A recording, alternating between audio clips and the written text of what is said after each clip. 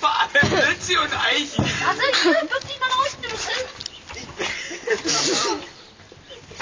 Das geht noch ein Stück, jawohl. Lützi, jetzt darfst du nicht so schnell um die Kurve fahren, der fällt schneller um. Das ist nichts Mut, kann ich denn nicht speichern? Soll ich es halten? Ja, halt es. Nicht bewegen, will ich gerade an.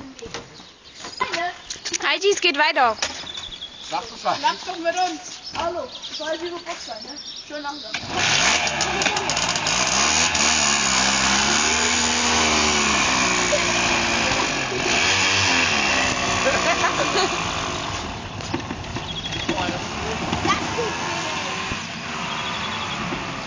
Der wird mir gefahren. Der ist nicht so schnell da.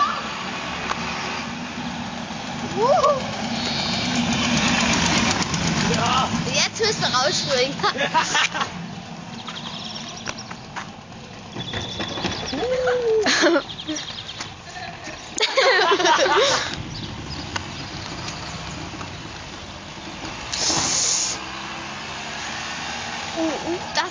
Das tut weh.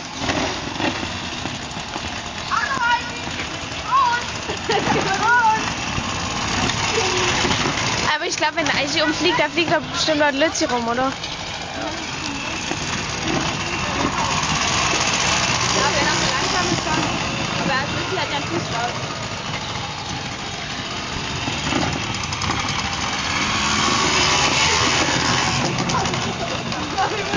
Er fällt nicht um.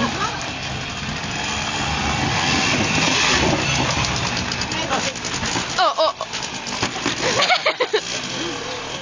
Wie er sich freut. Leute, denken Sie nur noch. Ich hatte Angst. Kann aber gut fahren, hätte ich Lützi.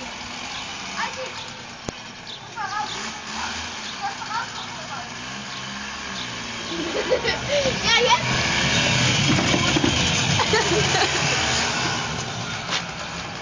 Ey, das ist schnell.